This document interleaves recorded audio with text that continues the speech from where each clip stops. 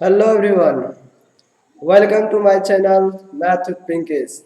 आज मैं आप लोगों के लिए कुछ मैट्रिक बोर्ड परीक्षा के ऑब्जेक्टिव एंड सब्जेक्टिव जो साइंस से रिलेटेड होगा, जो बोर्ड परीक्षा के लिए महत्वपूर्ण क्वेश्चन है, उस पे हम लोग आज डिस्कशन करने वाला है।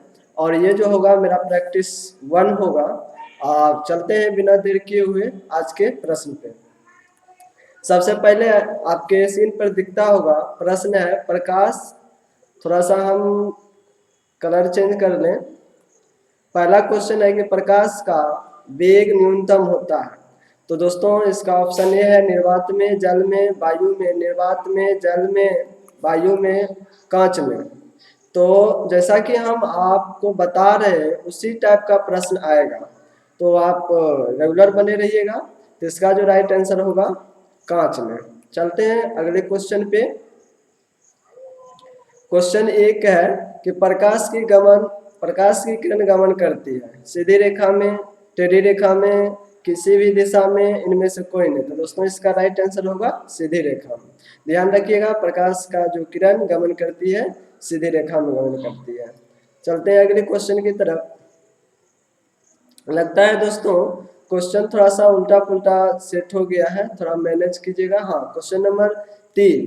तो मोटर गाड़ी के चालकों के सामने लगा रहता है। तो मोटर गाड़ी के जो चालक होते हैं उसके सामने कौन सा दर्पण लगा रहता है? तो ऑप्शन ए दिया समतल दर्पण, ऑप्शन बी उत्तल दर्पण, अवतल दर्पण और उत्तल दर्पण। तो दोस्तों ध्यान रखना, ये जो होगा आपका उत्तल दर्पण होगा। उत्तल दर्पण का जो प्रयोग होता है साइड मिरर के रूप में होता है।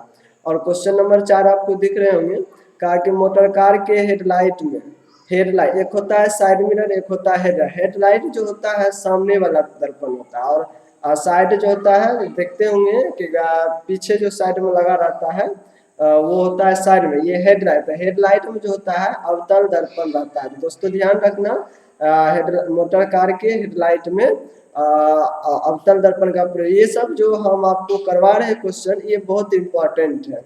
और हम सेट बाय सेट में आपको क्वेश्चन प्रोवाइड करवाऊंगा। चलते हैं अगले क्वेश्चन नंबर 5 है, समतल दर्पण द्वारा बना प्रतिबिंब होता है तो वास्तविक होता है, काल्पनिक होता है, दोनों होता है, इनमें से कोई नहीं। तो दोस्तों ध्यान रखना, समतल द्वारा बना प्रतिबिंब हमेशा क्या होता है? काल्पनिक ही होता है। तो आगे की बात करते हैं, अगला क्वेश्चन थोड़ा सा क्वेश्चन का, हाँ क्वेश्चन नंबर, एक मिनट, ये 2 नंबर हुआ, ये 3, ये 6। हाँ, लेंस की क्षमता का SI मात्रक। तो लेंस की क्षमता का SI मात्रक दोस्तों डायप्टर होता है। तो ल्यूमन, लक्स ये सब छोड़ देना है। और प्रकाश किरण का पथ दर्शाने वाले चित्रों को क्या कहा जाता है? तो दोस्तों ऑप्शन ए दिया किरण आरेख, फोकस, किरण पुंज, इनमें से कोई नहीं। तो इसका जो ऑप्शन होगा ए होगा, किरण रेखा कहा जाता है, किरण आरेख कहा जाता है। 8 नंबर है कि 2D क्षमता वाले लेंस की फोकसांतर ज्ञात कीजिए। तो आप ध्यान दीजिए, लेंस की क्षमता का SI मात्रक क्या है? डायप्टर है। तो लेंस की क्षमता का SI मात्रक क्या है? डायप्टर है, जो बार बार, और डायप्टर जब भी मापेंगे मीटर में ही मापेंगे। डायप्टर जब भी निकाला जाएगा तो मीटर में। तो आप यदि आपको सेंटीमीटर में दिया तो उसको मीटर में बदल कर ही आप बनाए। तो आप जानते हैं कि F बराबर होता है 1/P, और हमें दिया है कितना? 2D दिया। F बराबर दिया तो इसमें रखिए F बराबर 1/2, और इसको करेंगे तो कितना हो जाएगा? 0.5 मीटर। अब यहाँ दोस्तों देखोगे कि यहाँ तो आंसर है ही नहीं, तो इसलिए सब आपको जो 0.5 जो मीटर है इसको आप सेंटीमीटर में बदल लें। तो 0.5 को जब सेंटीमीटर में बदलोगे तो 100 से गुना करोगे, इसको उड़ा दो तो शून्य शून्य कट गया तो 50 सेंटीमीटर। तो ध्यान रखना है, इसका जो राइट आंसर हो जाएगा 50 सेंटीमीटर। चलते हैं अगले क्वेश्चन की तरफ। और क्वेश्चन नंबर 9 कहा किसी उत्तल लेंस का फोकस अंतर 50 सेंटीमीटर है तो उसकी क्षमता। तो दोस्तों ये सब का जो प्रश्न है एकदम VVI है, ये सब प्रश्न आता ही आता है, तो आप इसको 2 बार 4 बार बना लो। तो यहाँ दिया फोकस, फोकस कितना दिया? 50 सेंटीमीटर। तो 50 सेंटीमीटर दिया। हम जानते हैं कि F बराबर क्या होता है? 1/P। या आपको P बराबर लिख सकते हो 1/f। ये जो होगा फोकस जो होगा मीटर में ही होगा। और यहाँ दोस्तों ध्यान दें, लेंस दिया, क्या दिया, लेंस, तो इसको आप पुट कीजिएगा तो 1/50। अब 50 को जब मीटर में बदलिएगा, सेंटीमीटर में या मीटर में, तो इसको मीटर में 100 से भाग देंगे, ये कट जाएगा 2 और 2 ऊपर चला जाएगा, आ जाएगा 2 मीटर। तो इसका जो हो जाएगा आपका, अब यहाँ देखना है कि 2 तो मीटर 2 तो डायप्टर आया, लेकिन प्लस में आएगा कि माइनस में। देखो दोस्तों यहाँ जो आपको दिया है 2D भी दिया है, +2D और -2D। तो एक चीज ध्यान रखना है कि उत्तल लेंस का जो क्षमता होता है उसका प्लस में होता है, और अवतल लेंस का जो क्षमता होता है माइनस। तो यहाँ जो होगा प्लस वाला, तो प्लस वाला आपका क्या है, 2D है, तो इसका राइट आंसर होगा 2D। थोड़ा सा हम कलर भी चेंज कर लें, आपको ब्लैक कर लेते हैं, है ना, ब्लैक तो दिखता ही नहीं है, इसलिए थोड़ा सा हम रेड कर लेते हैं, है ना, रेड। हाँ चलिए अब ठीक है। का प्रकाश के किरणों के समूह को कहते हैं, तो दोस्तों ध्यान रखना, प्रकाश के किरणों के समूह क्या कहते हैं, प्रकाश स्रोत कहते हैं, किरण पुंज कहते हैं, प्रदीप्त कहते हैं, प्रकीर्णन कहते हैं। तो ये जो इसका राइट होगा प्रकाश स्रोत कहते हैं। प्रकाश के किरणों के समूह, सॉरी, प्रकाश के किरणों के समूह कहा जाता है किरण पुंज। तो आप ध्यान रखिएगा किरण, ये सब इंपॉर्टेंट है, आप ध्यान रखिएगा। आते हैं क्वेश्चन नंबर 12 का, अवतल लेंस की क्षमता। अब यहाँ पहले ही आपको बताएं कि अवतल लेंस की क्षमता क्या होता है, निगेटिव होता है। तो यहाँ आपका ऑप्शन ए हो जाएगा निगेटिव, धनात्मक तो होता नहीं। आते हैं अगले क्वेश्चन, अगला क्वेश्चन आपका कहा, सॉरी एक क्वेश्चन मिस हो रहा है, का उत्तल लेंस को कहते हैं। तो उत्तल लेंस को अभिसारी लेंस कहते हैं, द्विउत्तल लेंस कहते हैं, अपसारी लेंस कहते हैं, इनमें से कोई नहीं। तो दोस्तों इसका जो राइट आंसर होगा अभिसारी। तो ध्यान रखना कि उत्तल लेंस को कहा जाता है अभिसारी, अभिसारी लेंस बहुत में भी आई है, और अवतल लेंस को कहा जाता है अपसारी लेंस, अपसारी लेंस, यहाँ ध्यान रखना। ये अवतल लेंस को क्या कहा जाएगा, अपसारी, उत्तल लेंस को क्या कहा जाएगा, अभिसारी, ये ध्यान रखना, बहुत इंपॉर्टेंट है। क्वेश्चन नंबर 15 का, निम्न में से कौन सा पदार्थ लेंस बनाने में प्रयुक्त नहीं किया जा सकता है। तो ये तो और इम्पोर्टेंट है कि जाल है, कांच है, प्लास्टिक है, मिट्टी है। तो इसका राइट आंसर होगा मिट्टी। मिट्टी जो है लेंस बनाने में प्रयुक्त नहीं किया जा सकता, बाकी किया जा सकता। क्वेश्चन नंबर 16 का, किस दर्पण में से हमेशा वस्तु छोटा प्रतिबिंब बनता है। तो यहाँ दर्पण है, ध्यान रखना, दर्पण यहाँ दिया, समतल दर्पण, उत्तल दर्पण, अवतल दर्पण, इनमें से कोई। इसका जो राइट आंसर होगा उत्तल दर्पण। उत्तल दर्पण में जो होता है हमेशा छोटा प्रतिबिंब बनता है। चलते हैं अगला, क्वेश्चन नंबर 17 है, किस दर्पण से वस्तु का बड़ा प्रतिबिंब बनता है। तो यहाँ दोस्तों ध्यान रखना, दर्पण पूछा, दर्पण आपका हो जाएगा अवतल। अवतल दर्पण में जो होता है प्रतिबिंब बड़ा बनता है। कहा प्रकाश के परावर्तन के कितने नियम। ये तो बहुत इंपॉर्टेंट, VVI है, बोल सकते हो VVI, very very important question है। इसका जो है 2 नियम है, और आपको हम दोनों नियम बता। प्रकाश, अब पहले समझ लीजिए परावर्तन होता है क्या।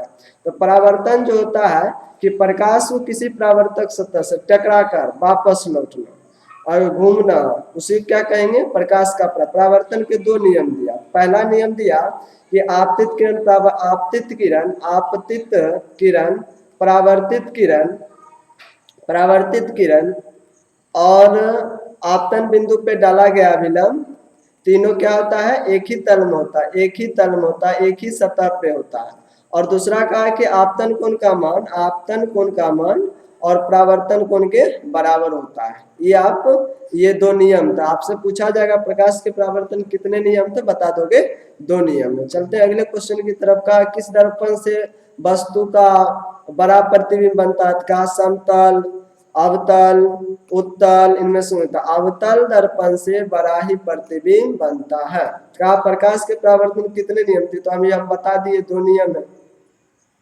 अगले क्वेश्चन की तरफ चलते हैं। 17 18 होना चाहिए 19 क्वेश्चन थोड़ा सा सेट इधर उधर हो गया है, कोई बात नहीं है। कहा कि आप कोऑपरेट कीजिएगा, है ना।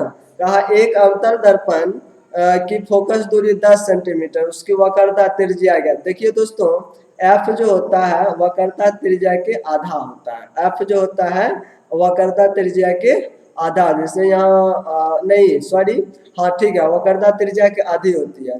तो वक्रता त्रिज्या हमें फोकस कितना दिया, यहाँ रखिए, यहाँ हो गया आपका 10, एफ की जगह रख दिया, पहले ध्यान रखिएगा एफ कितना दिया तो 10 सेंटीमीटर, हमें आर पूछा, तो इसमें इस समीकरण में रखोगे एफ बराबर आर बाई 2 होता है, तो यहाँ 10 हो जाएगा, आर का आर बाई 2 कर देंगे, तिरछा तिरछी गुना करोगे तो आर का मान क्या हो जाएगा 20 सेंटीमीटर। तो यहाँ जो आपका राइट आंसर हो जाएगा 20 सेंटीमीटर। अब यहाँ ध्यान रखना 20 सेंटीमीटर हो जाएगा। निर्गत किरण एवं अभिलंब के बीच के कोण, तो निर्गत किरण और अभिलंब के बीच के जो कोण होता है, ऑप्शन दिया आपतन कोण, परावर्तन कोण, निर्गत कोण, तो इसका राइट आंसर होगा निर्गत कोण। अब आपतन कोण क्या होता है, तो आपतित किरण और अभिलंब के बीच जो कोण बनेगा उसको क्या बोलेंगे, आपतन कोण। परावर्तित किरण और अभिलंब के बीच जो कोण बनेगा उसको क्या कहेंगे, परावर्तन कोण। ये आप ध्यान रखिएगा। आते हैं क्वेश्चन नंबर 24 नंबर, श्रृंग सूक्ष्मदर्शी में किस का उपयोग किया जाता है, मतलब किस दर्पण का प्रयोग किया जाता है, अवतल दर्पण का, उत्तल दर्पण का, अवतल लेंस का, उत्तल लेंस। तो यहाँ दोस्तों ध्यान रखना, ये जो होता है उत्तल लेंस का प्रयोग किया जाता है। उसमें कहा किस लेंस के द्वारा सिर्फ काल्पनिक प्रतिबिंब बनता है, तो कौन है लेंस जिसमें सिर्फ काल्पनिक प्रतिबिंब। तो देखिए दोस्तों, ये जो होता है आपका अवतल और ये जो होता है उत्तल, तो ये जो होता है अवतल लेंस में, अवतल लेंस द्वारा हमेशा क्या होता है, काल्पनिक प्रतिबिंब बनता है, काल्पनिक प्रतिबिंब बनता है, ठीक है। और उसके बाद कहा, तो क्वेश्चन नंबर आइए, कहा परावर्तन के नियम से निर्धारित होता था। हम आपको बताएं कि परावर्तन के नियम से आधारित होता है क्या, आपतन कोण का मान परावर्तन कोण के बराबर होता है, तो ये आपका हो जाएगा ऑप्शन ए। और दूसरा का काल्पनिक प्रतिबिंब होता है, तो जब भी काल्पनिक प्रतिबिंब होगा तो सीधा बनेगा। जब काल्पनिक, ध्यान रखना, जब देखोगे काल्पनिक है तो सीधा, काल्पनिक है तो सीधा, वास्तविक है तो उल्टा, वास्तविक है तो उल्टा। एकदम आपको याद रखना है, एकदम याद रखना है, कहीं जाना नहीं है। और कहा लेंस के मुख्य फोकस की संख्या कितना होता है, इसमें ध्यान रखना दोस्तों, 2 होते हैं। लेंस में मुख्य फोकस की संख्या कितने होते हैं, 2 होते हैं। आते हैं आकाश सर्च लाइट में परावर्तक सतह के रूप में किस दर्पण का, तो अवतल का, उत्तल का, अवतल का, समतल का, इनमें से कौन, तो इसका राइट आंसर होगा अवतल। इसका राइट आंसर क्या होगा, अवतल। तो आते हैं कहा दाढ़ी बनाने में कौन सा दर्पण प्रयुक्त किया, कहा समतल, उत्तल, अवतल। तो दाढ़ी बनाने में जो किया जाता है अवतल दर्पण का प्रयोग किया जाता है। तो दोस्तों यदि हमारी ये जो आपको ये बता रहा हूँ ये बहुत इंपॉर्टेंट क्वेश्चन है, यदि आप 10th का स्टूडेंट हैं तो आप हमारे वीडियो को जरूर शेयर कीजिए, और यदि आपको अच्छा लगे तो हमारे वीडियो को लाइक कीजिए, सब्सक्राइब कीजिए, शेयर कीजिए। Thank you for watching. मिलते हैं हम पार्ट 2 लेके। Thank you for watching.